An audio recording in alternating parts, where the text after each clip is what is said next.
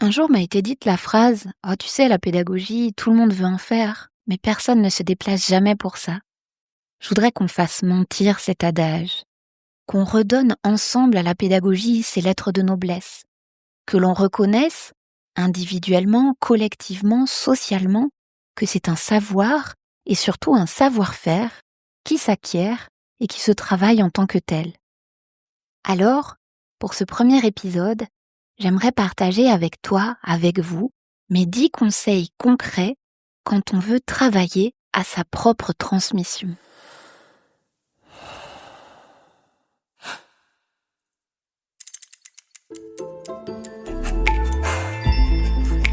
Transmettre. Le savoir-faire invisible qui nourrit les liens humains.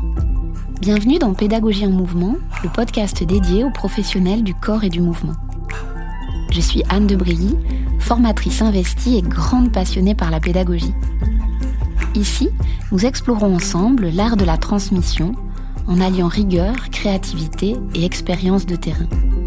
Chaque semaine, je t'y propose des outils concrets, des réflexions inspirantes et des éclairages précieux pour enrichir ta pratique et nourrir ton enseignement.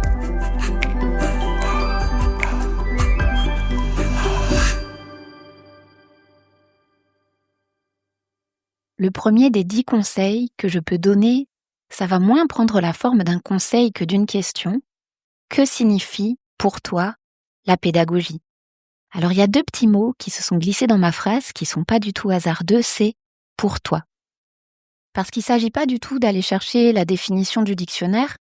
D'ailleurs, si on regarde l'étymologie précise du mot pédagogie, ça vient d'une racine grecque qui signifie « enseigner aux enfants », qui n'est donc pas adapté pour l'enseignement aux adultes ou pour la transmission en général. Si on voulait être plus juste, on devrait parler d'andragogie, et même si on voulait retirer l'aspect genré du mot, parler de anthropogogie. Je pense que ça parlerait à personne, et c'est pour ça d'ailleurs que, dans cet épisode, comme dans tout ce podcast, comme pour le nom de mon organisme de formation, j'ai choisi de conserver le mot pédagogie, parce que c'est un mot de vocabulaire courant dont je sais qu'il va parler à tout le monde. Donc pour revenir à ce premier conseil, c'est pas tant la définition du dico qu'il faut questionner, mais plutôt le rapport que toi, tu as à la transmission. Qu'est-ce que c'est, pour toi, la pédagogie ? Est-ce que pour toi, la pédagogie, c'est une discipline à part entière ? Est-ce que pour toi, c'est un champ d'investigation, d'expérimentation qui se renouvelle ? Est-ce que, pour toi, c'est une expertise qui se nomme et qui se travaille toute une vie en tant que telle ?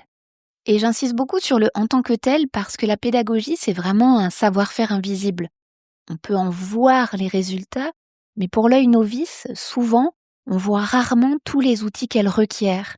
Et pourtant, ces outils-là, ils sont nombreux, ils sont nécessaires, ils sont à la fois peu reconnus socialement, et puis je le constate avec toutes les personnes que j'ai en formation ou en accompagnement individuel, ils sont assez peu reconnus à titre individuel.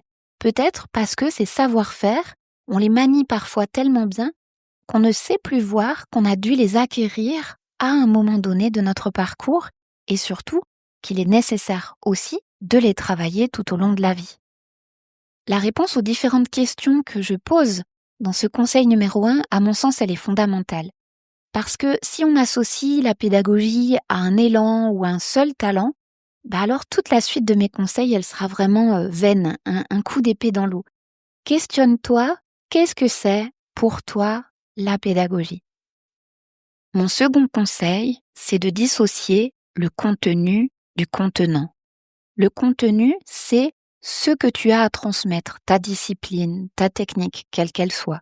Le contenant, c'est justement tous les outils que demande la transmission.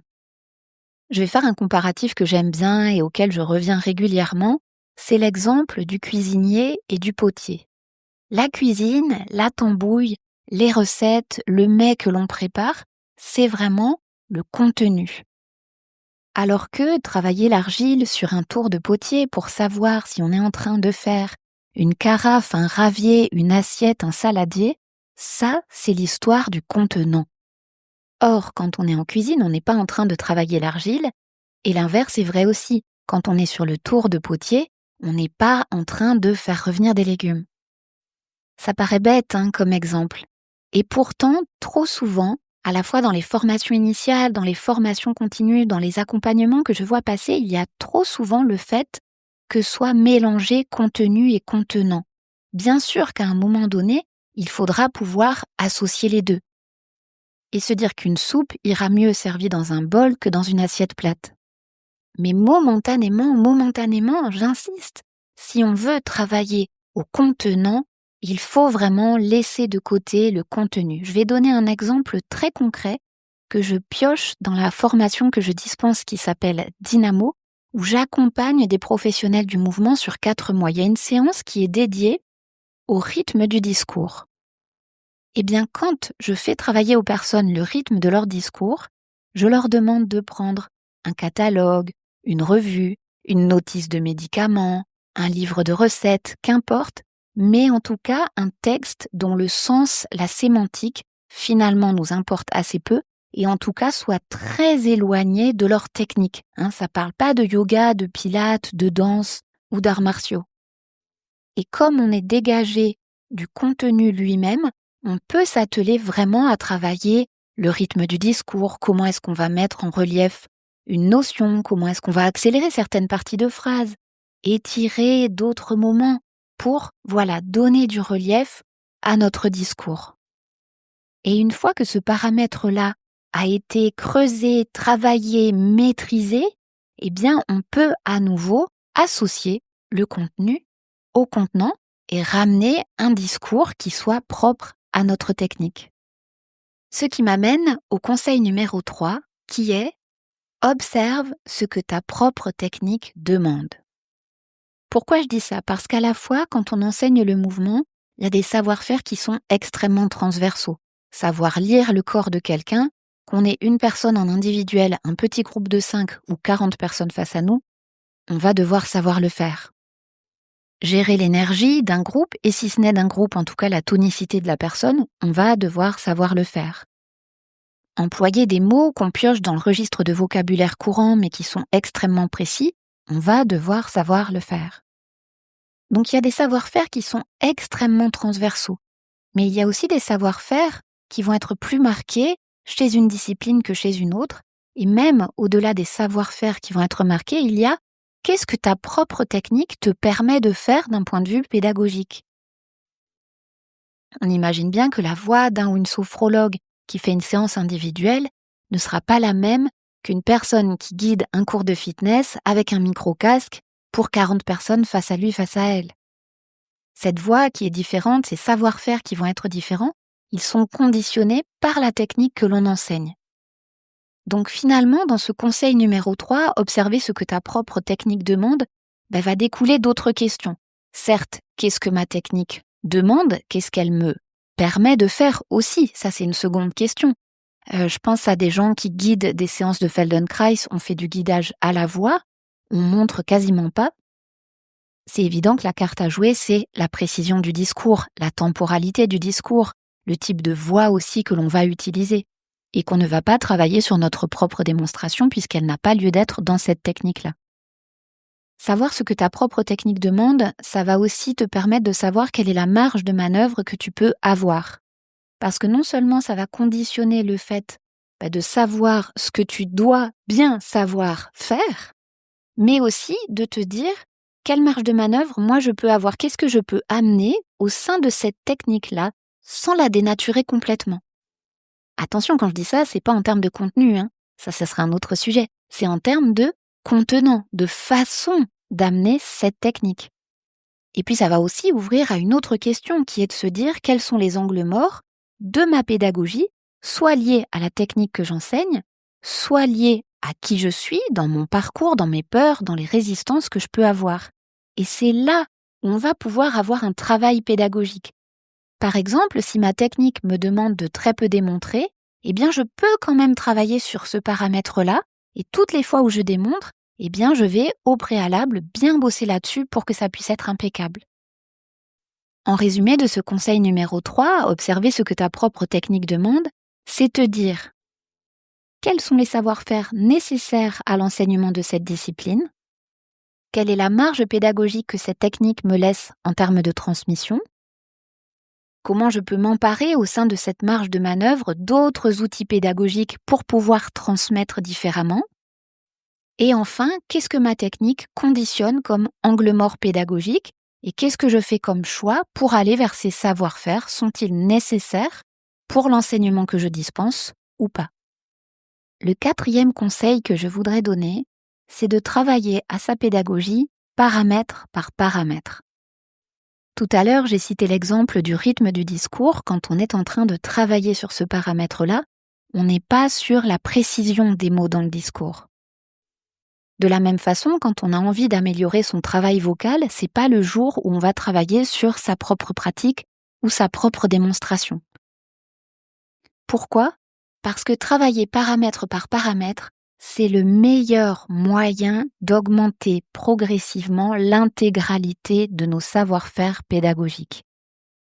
Au même titre qu'on ne demande pas à nos élèves de savoir au premier jour mémoriser un enchaînement de postures avec avoir la bonne respiration, la temporalité qui va bien, des appuis qui sont ancrés au sol, pouvoir le faire sans cogner la personne d'à côté, eh bien ne nous demandons pas à nous-mêmes en tant que pédagogues de tout savoir bien faire d'un coup. Travailler sa pédagogie paramètre par paramètre, c'est à mon sens l'unique moyen d'augmenter progressivement chacun des savoir-faire. Et quand je suis en train de le dire, je fais le geste avec la main comme un bouton sur une table de mixage en régie son.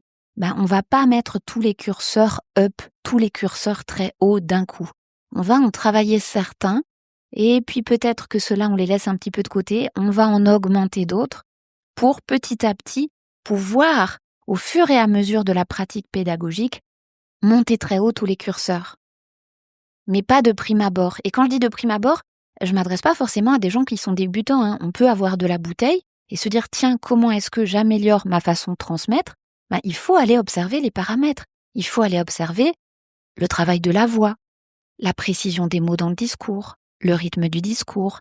Rien à voir, tout ce qui est lié à l'ingénierie pédagogique, c'est-à-dire comment est-ce que j'amène de façon progressive différents objectifs et même comment ces objectifs-là, je vais les mettre en relief par rapport à mes apprenants-apprenantes. C'est encore différent de travailler à la physiologie de l'apprentissage et de la mémorisation. C'est un autre paramètre que d'aller observer ses propres biais dans la transmission. J'y reviendrai dans un prochain épisode, parce qu'on en a tous et toutes des biais. Il faut aller les regarder. C'est un paramètre sur lequel travailler également. Au même titre qu'il y aurait l'analyse de mouvement et avant ça la connaissance anatomique ou celle des forces qui sont en jeu dans le mouvement. Un conseil dans le conseil, ça serait d'aller lister ces différents paramètres et te dire sur quels paramètres je sens que j'ai besoin de travailler. Conseil numéro 5, et pas des moindres, c'est de consacrer à ta pédagogie un temps qui lui est dédié. Attention, préparer nos cours, ce n'est pas travailler à notre pédagogie en tant que telle.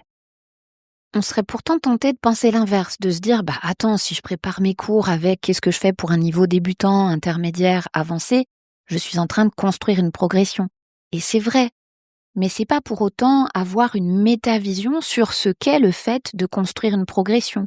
Ou par exemple, comment aider au mieux un niveau qui est avancé.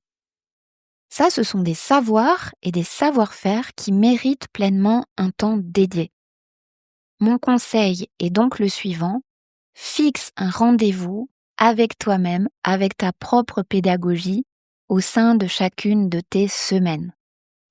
Et c'est pas forcément très long, ça peut être 20, 30, 40 minutes, un moment après un petit déjeuner, entre deux cours, un soir en rentrant quand tu as du trajet, pour te dire par exemple, tiens, je reviens au conseil précédent, je prends le paramètre vocabulaire, j'aimerais amener de la précision dans le discours pour tout ce qui est verbe lié au contact, au toucher.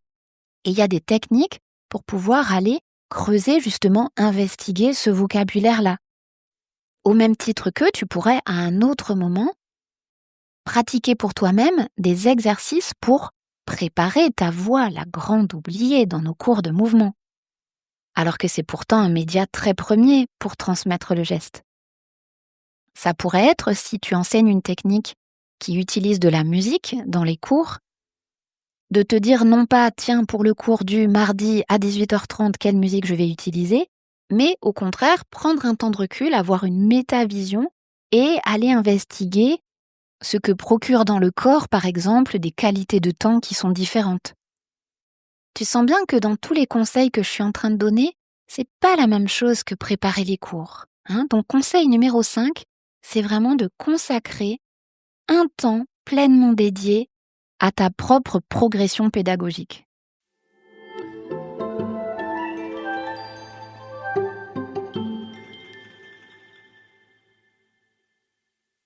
Conseil numéro 6, découvrir ta pépite pédagogique. Ce que j'entends par pépite pédagogique, c'est pas du tout comme ce que j'indiquais précédemment, qu'est-ce que ta discipline demande. C'est pas du tout ton mode de transmission privilégié, j'y viendrai après. C'est une autre donnée, c'est un autre endroit. Ça serait davantage ce qui émerge de toi quand tu donnes un cours, un stage, un atelier. J'allais presque dire, même les jours les pires, les jours où tu arrives en retard, il y a une panne de métro, tu jettes ton sac dans un coin, tu commences ton cours. Même le jour où tu es malade, à moitié aphone, le jour où tu es fatigué. Même les jours où tu as un groupe un peu plus difficile que d'autres. Peu importe le contexte, il y a ce petit je ne sais quoi qui fait partie, pas seulement des outils que tu sais manier, mais qui fait profondément partie de toi, de qui tu es. C'est ça, ta pépite pédagogique. Et pourquoi, à mon sens, c'est nécessaire ? Parce qu'en fait, c'est un peu notre bord de piscine, c'est l'endroit où on a pied, où on va pouvoir revenir de façon confortable avant de repartir dans le grand bain pédagogique. C'est à la fois un ancrage basé sur ce que l'on sait bien faire, mais aussi sur qui l'on est finalement. Et ça, pour moi, ça va souvent à l'encontre de ce qui est fait et ce qui est proposé dans des formations initiales de profs ou même des formations complémentaires. On va toujours travailler d'emblée ce qu'on ne sait pas faire.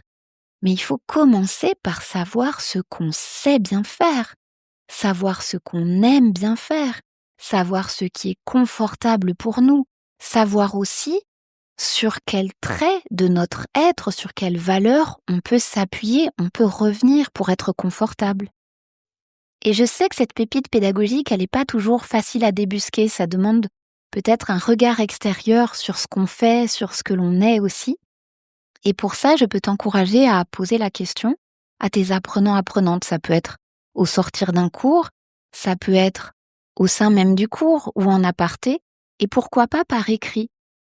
J'aimerais te citer l'exemple d'une personne que j'ai accompagnée, c'était à l'époque des confinements où on passait beaucoup par l'écrit, des groupes WhatsApp, des mails, pour accompagner nos pratiquants-pratiquantes. Et elle avait demandé un avis à ses adhérents-adhérentes en disant « À la recherche de ma pépite pédagogique, en dehors de la proximité géographique, peut-être des tarifs, des horaires, quel est pour vous le petit truc en plus qui vous fait apprécier mes séances et revenir d'année en année ?» Et ce qui est drôle, c'est que cette personne que j'ai eue en accompagnement, en visio, je ne l'ai jamais vue donner de cours.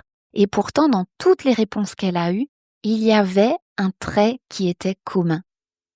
Ça peut être la convivialité que tu installes, ça peut être l'humour que tu utilises, ça peut être certaines façons de guider le geste, ou comment tu mets à l'aise les personnes, mais cherche à débusquer ta pépite pédagogique. Conseil numéro 7, dissocier l'intention de l'action. Je vais partir d'un exemple très concret, c'est la bienveillance. Alors moi, il faut savoir que c'est un mot que j'aime pas tant que ça, parce qu'il est beaucoup utilisé, il est beaucoup galvaudé, et aussi parce que ça reste une seule intention.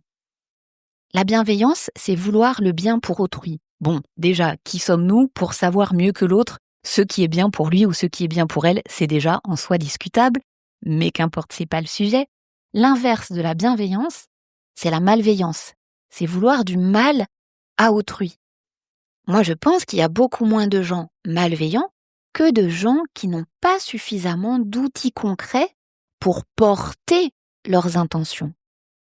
Attention, je suis pas en train de dire que les intentions ou les valeurs éthiques ne se travaillent pas. C'est un champ du travail pédagogique à part entière. Il n'empêche que l'intention seule ne va pas suffire. Il va falloir qu'elle se manifeste en actions concrètes. Et ces actions-là, elles sont portées par une intention, mais elles vont nécessiter d'utiliser des outils très concrets. Par exemple, tu peux avoir le souhait que dans tes cours, les personnes passent un temps qui soit assez conséquent à être en mouvement. Ça, c'est un souhait, c'est une intention.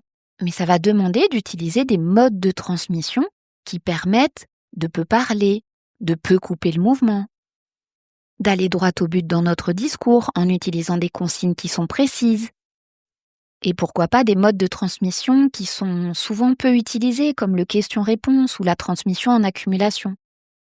C'est autant d'outils qui vont porter de façon très concrète tes intentions. Transition toute trouvée pour aller au conseil numéro 8. Repère quel est ton mode de transmission privilégié. Ce n'est plus ce que ta propre technique demande, ce n'est pas ta pépite pédagogique, c'est quelle façon de transmettre le mouvement est la plus facile pour toi. Je vais donner un exemple. Je me souviens d'une formation où j'accompagnais des formateurs et formatrices pour justement améliorer leur transmission. Et donc je pose cette question-là, quel est votre mode de transmission privilégié ? Quelqu'un me répond, ah, moi, c'est la voix. Alors j'ai envie de creuser le sujet et je lui dis, dans la voix, c'est plutôt quoi ? Est-ce que c'est la précision des mots dans ton discours ? Est-ce que c'est le rythme de la voix ou la mélodie ? Et là, elle me dit, mais c'est pareil. Et j'avoue cette fois-là en être tombée de ma chaise. Parce que non, ça n'a rien à voir, la prosodie avec la précision des mots. Ça n'a rien à voir, démontrer ou transmettre par imprégnation. Il y a une quantité incroyable de modes de transmission. Et là aussi, pour assurer une base stable, c'est de te dire quel est celui, pas seulement que je privilégie, mais celui qui est le plus facile, le plus confortable pour moi. Parce que là aussi, ça va être ton bord de piscine. Un endroit où tu peux revenir les jours de fatigue ou dans des situations qui seraient moins confortables qu'à l'habitude. Et connaître ton mode de transmission privilégié, c'est aussi ce qui va te permettre de savoir tous les autres modes de transmission que tu vas avoir besoin de travailler pour éviter de tourner en rond avec toujours la même façon de faire. Ce qui pourrait finir par ennuyer tes apprenants-apprenantes et peut-être t'ennuyer toi-même. Et j'en viens au conseil numéro 9, qui peut paraître très surprenant, c'est demander à tes élèves de faire ce que tu demandes. Je le redis, demande à tes élèves, tes apprenants-apprenantes, de faire ce que tu demandes. Ça peut paraître extrêmement despotique comme conseil, mais je te rassure, c'est pas du tout le cas. C'est simplement faire en sorte que les personnes qui sont face à toi s'emparent de ta façon de transmettre. Que tu passes par la voix, par le geste ou même par l'utilisation d'objets ou du contact. Ce qui compte, c'est que les personnes collent le plus possible à ce que tu transmets. Je vais donner un exemple très concret. À l'époque où je donnais beaucoup de stages d'anatomie, quasi tous les week-ends, je proposais un massage pour l'avant de la hanche. Donc on avait pris le temps de repérer sur nous-mêmes quand on était debout où se situait la hanche, et puis ensuite on faisait la même chose au sol. Les personnes ne m'avaient plus du tout en visuel, et donc j'entamais un guidage qui ne se faisait qu'à la voix. Et après avoir situé la hanche précisément, on venait disposer une petite balle mousse à cet endroit-là et on cherchait à masser l'avant de la hanche pour pouvoir assouplir la capsule et les ligaments antérieurs de hanche. Donc les personnes étaient installées sur le dos, la balle à l'avant de la hanche et moi j'ai dit cette consigne-là, j'ai dit « et maintenant, on presse la balle ». Et cette consigne, elle avait toujours fonctionné jusqu'à ce qu'il y ait une personne dans la salle qui fasse exactement ce que j'ai demandé, qui fasse pruit, presser la balle comme on presserait une éponge. Et en fait, c'était pas du tout mon propos. Mon propos, c'était de presser la balle vers la hanche pour que ça masse l'avant de la hanche. Intérieurement, ce jour-là, j'avoue, j'ai ri, je me suis dit, mais Anne, c'est bien fait pour toi, parce que la personne, elle a fait exactement ce que tu viens de demander. Et je n'ai donc plus jamais utilisé cette consigne, j'ai dit, on presse la balle vers la hanche ou on presse la balle vers le sol. Et si j'ai pu recadrer mon discours, c'est parce qu'une personne a collé mot pour mot à ma consigne. C'est la raison pour laquelle je t'invite vraiment à demander à tes élèves de faire exactement ce que toi tu demandes, parce que c'est la condition sine qua non pour pouvoir recadrer ton discours, recadrer ta façon de faire, recadrer ta façon de montrer le geste. Et c'est un facteur de progression immense d'un point de vue pédagogique. Donc trouve un moyen, celui qui te va bien, pour demander à tes apprenants-apprenantes de coller à tes consignes. Et j'en viens au conseil numéro 10. Si je suis la première à militer pour que la pédagogie soit reconnue comme un domaine qui se travaille en tant que tel et qu'elle mérite que nous lui accordions du temps, mon dernier conseil, ça serait de te faire confiance. Pour 2 raisons. D'abord parce que la meilleure façon que tu vas avoir de transmettre, c'est la tienne. C'est celle que tu vas habiter pleinement, c'est des outils que tu vas savoir manier. C'est aussi des intentions qui viennent du cœur et qui vont être portées par des actions concrètes teintées par ton expérience. Mais aussi, te faire confiance parce que je sais combien la pédagogie, à partir du moment où elle a été nommée, reconnue, regarde, aujourd'hui dans tous les conseils que j'ai donnés, j'ai parlé de pépites pédagogiques, j'ai parlé de précision des mots dans le discours, j'ai donné l'exemple des verbes et des mots pour aller chercher le contact. J'ai parlé du travail du rythme du discours. J'ai parlé de valeurs éthiques. Eh bien, je sais que le fait d'avoir nommé tous ces paramètres va ouvrir un champ de prise de conscience, de réflexion, qui infuse aussi malgré nous, qui nous traverse. Et c'est pour ça que j'ose pleinement dire, en dernier conseil, fais-toi confiance. Voilà l'ensemble des 10 conseils si tu veux travailler à ta propre transmission. Souviens-toi, conseil numéro 1, définir ce qu'est pour toi la pédagogie. Conseil numéro 2, dissocier le contenu du contenant. Conseil numéro 3, observer ce que ta propre technique demande. Conseil numéro 4, travailler ta pédagogie paramètre par paramètre. Conseil numéro 5, consacrer à ta pédagogie un temps qui lui est spécifiquement dédié. Conseil numéro 6, découvrir ta pépite pédagogique. Conseil numéro 7, dissocier l'intention de l'action. Conseil numéro 8, repérer quel est ton mode de transmission privilégié. Conseil numéro 9, demander à tes élèves de faire ce que tu demandes. Conseil numéro 10, te faire pleinement confiance. J'espère que cet épisode aura un écho positif pour toi, qu'il ouvrira des pistes de réflexion et des mises en place concrètes. Je serais d'ailleurs curieuse de savoir lequel de ces 10 conseils t'a le plus parlé. Tu peux me l'indiquer en commentaire. Et je te donne rendez-vous la semaine prochaine pour un nouvel épisode du podcast Pédagogie en mouvement.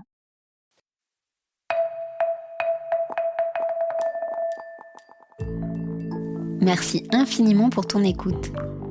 Si cet épisode t'a plu, je serais très heureuse que tu partages avec moi ce avec quoi tu en repars.